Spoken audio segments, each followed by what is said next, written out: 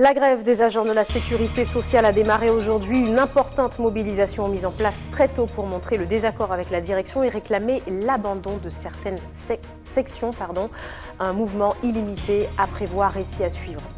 De l'eau potable chez les habitants du village de Favar à Roura, la CACL a inauguré son équipement aujourd'hui, un réservoir de stockage de 6 mètres cubes mis en service fin août. Coût de l'opération 400 000 €. Et des briques 100% made in Guyane, c'est le credo d'une entreprise basée à Stoupan qui a inauguré ses locaux aujourd'hui. Elle a présenté son travail original, découverte à suivre dans cette édition. Mesdames et messieurs, bonsoir et bienvenue dans ce journal. Je vous le disais, une partie du personnel de la Caisse générale de sécurité sociale s'était simplement mobilisée hier à l'appel d'une intersyndicale. Mais aujourd'hui, la grève a bien démarré. Très tôt ce matin, ils étaient nombreux mobilisés sur le site de la rue Barra à Cayenne. Une grève, on le rappelle, illimitée pour protester contre le non-respect des droits des agents et mettre un terme au climat de tension sociale. Ayodele Germa. Non aux sanctions, non à la peur ou encore Caisse générale de souffrance sociale. Autant de slogans que les grévistes ont choisis pour dénoncer ce qu'ils qualifient de management de la terreur.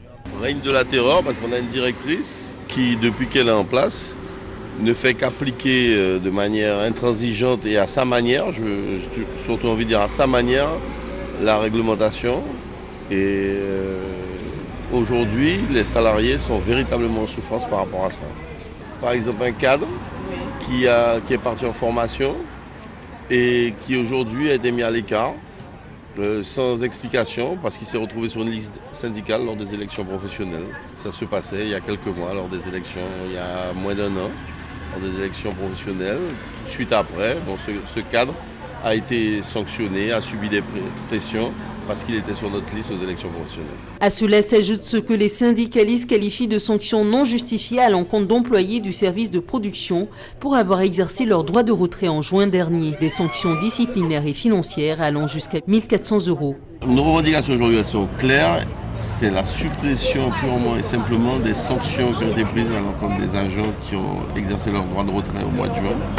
Les sanctions financières et disciplinaires sont inacceptables puisque les agents étaient dans leur bon droit, ceux que la direction a d'ailleurs reconnus en leur accordant 6 salariés supplémentaires dans ce service. Le manque d'effectifs est également décrié. Selon les grévistes, c'est préjudiciable au traitement des dossiers de remboursement.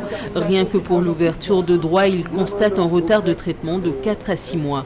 Pour moi, les conséquences, c'est qu'aujourd'hui, si cette dame suivait le syndicat pour améliorer les conditions de travail, pour éviter la surcharge de travail, je pense qu'aujourd'hui, il y aura eu un service de qualité au niveau des assurés, des professionnels de santé, etc., y compris des employeurs. Et ce n'est pas le cas. Parce qu'il ne faut pas oublier une chose quand même. Quand vous regardez tous les matins avant, le nombre de personnes dès 6 heures de matin qui sont là, plus de 300 assurés, je trouve ça anormal. Selon les constatations des syndicalistes, les catégories de feuilles de soins les plus touchées par le manque de personnel sont les transports médicalisés, les agences de voyage lors des évacuations sanitaires et les fournisseurs optiques. En bref, ce sera la perpétuité pour Manuel Mora Pereira. La cour d'assises de Martinique a rendu son verdict hier soir. Le chef de la bande impliqué dans le meurtre de 2 militaires à Maripasoula en juin 2012, dit Manuel Zinho, était aussi jugé pour d'autres tentatives de meurtre sur plusieurs gendarmes et des pêcheurs. Son bras droit, détenu avec lui au Brésil, écope de 30 ans de prison et les 2 autres complices présents à l'audience sont poursuivis pour port d'armes, tentative de meurtre et association de malfaiteurs. Ils écopent de 20 et 18 ans de détention. Mieux répondre aux exigences professionnelles avec peu de moyens, voilà sans doute une manière de résumer l'objectif de la formation à laquelle les délégués syndicaux de la police nationale participent depuis une semaine. 2 formateurs du syndicat Unité SGP ont fait le déplacement depuis l'Hexagone. Jonathan Lariot a recueilli quelques réactions. Au niveau de la Guyane, donc nos collègues connaissent également de grosses difficultés. Alors c'est le manque d'effectifs, c'est la problématique sur les patrouilles de nuit avec le manque d'effectifs. C'est également des missions et des tâches indues telles qu'on l'a évoqué cette semaine. Le fait de siéger dans les différentes commissions, ça leur permet justement donc d'acquérir cette technicité, connaissance des textes, et puis leur donner aussi un mode opératoire pour rentrer en négociation avec l'administration. puisque le bien fondé du syndicalisme, c'est de négocier et avant de signer, bien sûr de négocier et de défendre au mieux les intérêts de nos collègues. Le problème, c'est que nous, quand on n'a pas les outils, on ne sait pas comment aborder les négociations avec notre hiérarchie. Et à présent que nous avons les outils nécessaires et surtout les articles qui nous permettent de négocier, maintenant nous avons le bagage pour pouvoir négocier. Par rapport au commissariat qu'on a demandé, depuis l'hôtel de police exactement que nous avons demandé depuis plusieurs années. Et également aussi, on voit actuellement avec l'actualité en ce moment, le problème des véhicules, du moyen matériel, du personnel en ce moment. On se rend compte aussi quand sur Cayenne, les effectifs sont manquants. Et cette problématique permet aussi de négocier avec l'administration sur tous les points. Nous vous l'annoncions hier, Philippe Alcide-Clausel est le nouveau président de la Chambre des métiers et de l'artisanat de Guyane. Il a obtenu 526 voix contre 310 pour son opposant, le président sortant Henri Contout. Ce qui nous amène au chiffre du jour. Seuls 19,04% des artisans de Guyane ont participé au scrutin, ce qui équivaut à 903 voix sur les 6153 professionnels du secteur enregistrés sur le territoire. On poursuit avec une autre information, et non des moindres, la fin de l'épidémie du Zika qui était annoncée il y a déjà quelques semaines par l'Agence régionale de santé. Information confirmée dans un communiqué officiel de la préfecture hier. Seuls 20 nouveaux cas ont été recensés du 26 septembre au 2 octobre contre 500 cas hebdomadaires enregistrés au cours du pic de l'épidémie en avril dernier. Les autorités rappellent tout de même la vigilance à la population. Dans le même temps, 400 à 645 cas de symptômes de gastro-entérite sont relevés par la cellule interrégionale d'épidémiologie chaque semaine depuis le début du mois de septembre. L'épidémie revient cette année avec un peu d'avance par rapport à 2015 où ces chiffres étaient observés en début du mois de novembre. Petit rappel des précautions à prendre pour éviter l'infection et ne pas transmettre avec un pharamacien interrogé par Ayodele Gerba. La gastro-entérite souvent survient par épisode ou par petite épidémie. On la retrouve essentiellement en période de fête, pendant les vacances. Il y a beaucoup d'échanges avec les mouvements de population, avec la métropole. En ce moment, effectivement, nous pourrons constater plusieurs cas de gastro-entérite qui sont survenus ces derniers temps. Nous aurons 3 mesures principales à proposer aux patients. La première, c'est de protéger le malade et son entourage. Une gastro-entérite, la plupart du temps, est virale et contagieuse. Donc des mesures d'hygiène très simples, se laver les mains avant de manger, après avoir mangé, laver les fruits et les légumes que nous aurons touchés. Si la gastro est accompagnée de nausées, on peut proposer un antiémétique. Le plus commun et que nous allons proposer, c'est le Vogalène, qui est proposé en pharmacie, mais en phytothérapie, nous avons également le gingembre, qui est très très bon pour les états nauséeux. Le principal inconvénient, vraiment, ce sera la diarrhée, que nous allons traiter avec des ralentisseurs du transit intestinal, type l'opéramide, ou alors des produits qui vont être absorbants, qui vont absorber l'eau et qui nous permettront d'avoir des selles un peu plus solides. Donc pensez à boire plus que d'habitude pour compenser les pertes liquides qu'on aura eues suite à la gastro. Privilégier les eaux salées et sucrées, parce qu'on perd beaucoup de sels minéraux et de sucre également. Si au bout de 2-3 jours, le conseil du pharmacien n'a pas suffi à arrêter la diarrhée et à bloquer cette gastro-entérite, nous conseillons d'aller voir le médecin qui préconisera des médicaments un peu plus lourds et un peu plus importants. Dans l'actualité également, enfin, de l'eau potable chez les 30 familles du village rouranais de Favard. La CACL a inauguré ce matin son unité de traitement, un réservoir de stockage de 6 mètres cubes installé dans la zone fin mars et mis en service le 30 août dernier. Il s'agit du dernier secteur de la communauté de communes du centre littoral à être équipé pour l'eau potable. Coût de l'opération, 400 000 €. Voyez plutôt ces réactions recueillies sur place par Joanne Manus. Alors sur Favard, l'eau qui actuellement est traitée dans cette nouvelle station vient d'une petite crique sur les collines de la montagne de Caux et qui ensuite gravitairement, donc sans pompe, simplement par l'effet de la différence de niveau, arrive dans cette station pour être traitée en eau potable et ensuite distribuée directement sur le village. Pour ce type de container tel qu'il est là, effectivement, c'est la première fois qu'on en installe un en Guyane. Bon, ils sont très utilisés par ailleurs dans le monde, en Afrique ou sur des situations de crise parfois, pour arriver à alimenter des populations qui sont en transit ou de passage. Nous sommes en train de réparer une injustice puisque, on le sait, le village Favard est la dernière partie du territoire de l'agglomération à ne pas avoir de réseau d'eau potable. Donc aujourd'hui, la CACL est très fière de pouvoir apporter ce service à cette population. Alors le coût a été de 400 000 € sur fonds propres de la CACL avec un emprunt à l'AFD. Écoutez, je viens dans ce village depuis gamin. Et c'est vrai qu'aujourd'hui, c'est un jour exceptionnel, puisque ici à Favard, il y a l'eau potable, vous vous rendez compte? Et c'est vrai que quand je suis arrivé maire en 2008, la première chose qu'il y a eu, c'est un nourrisson qui est mort. Parce que c'était la pleine saison sèche et l'eau qui arrivait de la colline était un petit peu, pas polluée, mais pas propre à la consommation, et ce nourrisson est mort. La commune, on a dû acheter des bidons, je me rappelle, les remplir d'eau à chaque fois à Roura, les amener par voiture, enfin très compliqué. Maintenant, on a de l'eau potable, mais ça ne nous rend pas malade. Avant, l'eau n'était pas potable.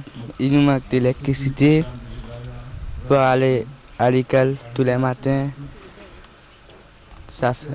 À chaque fois que je vais à l'école tous les matins, c'est noir et je ne peux rien voir.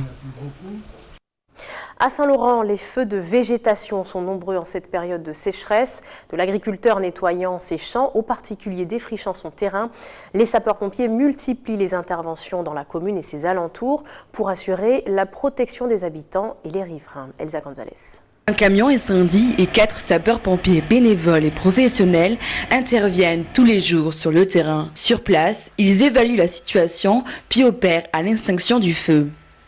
Aux alentours de 17h, un départ de feu est signalé à l'entrée des hameaux. Le carbet d'artisanat ainsi que les habitations environnantes sont menacées. Ouais. Oui. Si ça prend feu là, tout là, ça brûle. Ouais. Tout ça, ça brûle. Tout au fond là, on va perdre. Nous, qu'est-ce qu'on fait? Depuis septembre, les interventions incendies représentent plus de 50% des activités de la caserne. En cette période de sécheresse, les feux dits de brousse sont très fréquents. Donc les feux de brousse, effectivement, depuis quelques années, par rapport au changement climatique, ont une importance particulière dans notre département, puisqu'on se voit le nombre d'interventions pratiquement triplé, et ça nécessite des moyens opérationnels en engins et en personnel conséquent. La cause de tels feux est d'origine humaine, que ce soit pour détruire des décharges sauvages, défricher son terrain ou encore nettoyer les abattis. Les départs de feu sont multiples. Oui. Petit mot boulot comme ça, petit mot travail comme ça. Oui, pour faire quoi? Me planter un ananas comme ça, légumes, dacine, miam, comme. Voilà, c'est tout. La plupart du temps, ces feux ne sont pas surveillés et peuvent représenter un risque pour la population et leurs habitations. Même s'il est recommandé d'éviter les feux, notamment en cette saison, un appel à la vigilance est lancé par les pompiers et les autorités. L'agroforesterie, voilà un terme un peu barbare pour désigner un mode d'exploitation qui inclut la plantation d'arbres dans les cultures, une voie professionnelle aussi dans laquelle il est encore possible de s'épanouir. C'est en tout cas ce que cherche à démontrer en Guadeloupe un centre de formation et ses partenaires. Ensemble, ils ont présenté leur projet de formation de 15 personnes. Karen Diamin et Nathalie Dinan nous en donnent les détails. Former des personnes à la maîtrise des itinéraires techniques agroforestiers pour les cultures de cacao, de vanille et de café, c'est enfin effectif. La Sofruit est pour le coup centre de formation et chargé de gérer cette préparation opérationnelle à l'emploi. Il y a une forte demande et il y a aussi des velléités de démarrage d'une filière cacao et d'une restructuration de la filière café, en même temps qu'une stimulation de la partie vanille qui est existante déjà, qui fonctionne, mais il faut toujours de la relève et à ce moment-là, donc former des stagiaires pour qu'ils puissent travailler dans les meilleures conditions possibles pour arriver à un produit fini qui soit de grande qualité. Et pour ce faire, le domaine de Vanibel représente l'endroit idéal et le parfait exemple en agroforesterie, voire en agroécologie, et le partenaire approprié pour la partie pratique. Aujourd'hui, Vanibel, c'est 20 000 pieds, entre 15 et 20 000 pieds. Donc on procède par parcelle, vous voyez, c'est 3 ouvriers agricoles, donc il faut qu'on procède par parcelle. Donc voilà pourquoi effectivement on a Là, on a fait ça en décembre 2015, on va en faire peut-être à la fin de la récolte de cette année, sur une autre parcelle. Mais quand on considère qu'ils ont une quinzaine d'années, il faudra penser à tailler. Ils sont donc une quinzaine à avoir été soigneusement sélectionnés afin de suivre ce nouveau cursus de gestion de parcelles. On a fait des présélections pour justement bien cibler nos candidats. Donc on les a fait visiter donc, à la fois la Sofruit et certains partenaires faisant du cacao et de la vanille pour voir justement s'ils étaient vraiment intéressés, s'ils posaient des questions, s'ils avaient aussi des projets. Donc en fait il y avait certains prérequis qui étaient d'avoir un diplôme agricole, d'avoir un projet de développement en agriculture, en agroforesterie. On leur apprend à gérer un écosystème forestier pour ne pas trop le perturber afin de pouvoir produire durablement. Une passion avant d'envisager d'en faire un métier. C'est le cas de Georgette Noël qui voit à travers cette formation l'opportunité de créer son exploitation et surtout de transmettre le savoir acquis. J'ai décidé de faire la formation pour mieux comprendre toutes les richesses que nous avons en Guadeloupe. Et donc l'agroforesterie, étant donné que c'est un domaine où on apprend à travailler dans la forêt, mais les cultures café, cacao, vanille. Donc je souhaite mieux comprendre ce que nos anciens ont fait et pour pouvoir le perpétuer, le mettre en valeur, puisque c'est une vraie richesse qu'on a et c'est vraiment un plus pour la Guadeloupe. Rendez-vous dans quelques semaines pour faire le bilan de cette formation et féliciter les récipiendaires du titre de maîtrise des itinéraires techniques agroforestiers pour la culture du cacao, du café et de la vanille. Nous prenons la direction de la Martinique pour parler à présent de cette première charte encadrant les activités commerciales maritimes aux alentours des espèces marines. Depuis hier après-midi, de nouvelles règles s'imposent aux professionnels organisant des excursions pour observer les fonds des Petites Antilles. Ils doivent désormais s'assurer que les clients admirent sans gêner les animaux. Explication Emmanuel Labo. Quel instant magique, observer un banc de dauphins ou un couple de baleines en pleine mer. Le whale watching, entendez le tourisme d'observation des cétacés, s'est considérablement développé dans nos régions ces dernières années. Plus de 40 000 touristes s'y sont adonnés en 2015 en Martinique, générant un chiffre d'affaires de 1 670 000 €. Une manne pour les professionnels du secteur, mais qui peut avoir des conséquences néfastes sur le développement des mammifères marins. Alors parmi les comportements à risque qu'on a pu recenser, il y avait surtout beaucoup de bateaux dans une zone dans laquelle les animaux doivent rester libres de leur déplacement pour réduire les impacts. Il y a d'autres impacts aussi qu'on a rencontrés, par exemple des bateaux qui allaient trop vite, qui s'approchaient trop près, mais vraiment c'est ce souci-là qui était le souci majeur. Et je tiens à dire que c'est pas forcément par volonté de nuire aux animaux, pas du tout, souvent c'était par manque de connaissance de ces aspects-là. Et donc justement cette formation elle vise à fédérer les opérateurs pour que tout le monde ait les mêmes niveaux d'information sur les bonnes pratiques pour éviter les perturbations sur les animaux. Une formation à destination des excursionnistes qui opèrent sur le sanctuaire Agoa. Créé en 2012, cet espace maritime protégé s'étend sur plus de 143 000 km². Objectif, préserver des cétacés qui fréquentent les eaux de Martinique, mais aussi de Guadeloupe, Saint-Martin et Saint-Barthélemy. Ces 26 professionnels du whale watching suivent leur dernière matinée de cours, une formation plutôt instructive selon eux. Alors elle nous apporte des connaissances, évidemment. Elle nous apporte aussi à devenir un peu plus éco-responsable et puis instruire aussi les passagers qu'on a à notre bord. À la clé, la signature d'un engagement avec tous les acteurs concernés. La première charte Agoa consigne les bons comportements à adopter envers les cétacés, un support qui ne s'adresse d'ailleurs pas qu'aux professionnels du tourisme. Nous avons une population qui est très sensible à leur environnement. Je crois qu'il faut porter d'autres informations. Il faut que le Martiniquais, le Guadeloupéen, les Saint-Martinois, les Saint-Barth s'approprient de leur patrimoine. Et pour s'approprier, il faut connaître.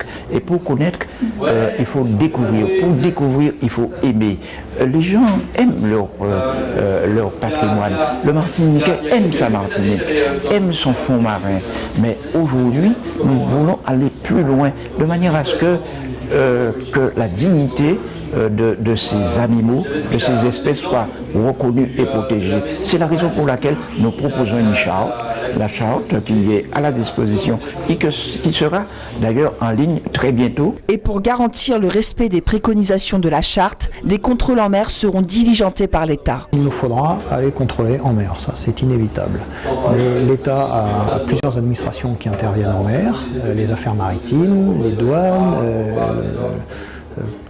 la gendarmerie, et donc on peut organiser des patrouilles pour aller voir ces activités, donc vérifier que les gens qui ne peuvent pas s'approcher ne s'approchent pas, et ensuite vérifier que les gens qui ont le droit de s'approcher le font en respectant les règles. Pour ne pas perturber les cétacés, respectez le temps d'observation, 20 minutes maximum, gardez une distance d'approche de 100 mètres, éteindre le moteur de votre bateau, ne pas les nourrir ni les toucher et encore moins se baigner avec eux. Des comportements faciles à adopter et qui participent à la préservation des 23 espèces présentes dans le sanctuaire Agoa. Retour chez nous avec des briques en latérite de Guyane. C'est le produit d'une entreprise qui a ouvert ses portes aujourd'hui à Stoupan. Son originalité, elle leur donne une forme emboîtable pour une pose plus facile lors de la construction et à bas coût. Jonathan Lariot a visité ce matin les locaux de cette entreprise aux grandes ambitions. Regardez. À partir d'aujourd'hui, la Guyane possède sa propre brique. C'est ici, dans cet entrepôt, que toute une équipe se lance dans une aventure peu commune. Chaque jour, plus de 1500 sont réalisés et en une semaine, assez de briques sont faites pour permettre la construction d'une maison entière. On charge le godet. Après le godet, on le fait monter tout en haut du rail et on fait tourner. C'est pour casser la terre. Donc il n'y a plus que la poussière, il n'y a pratiquement plus de cailloux, tous les cailloux sont enlevés. Après ça, on se sert du tapis pour monter la terre en haut du doseur. Le doseur, ça nous permet d'avoir là une quantité exacte de terre pour chaque mélange. Une fois que on a un mélange bien homogène, on rajoute la terre en dernier.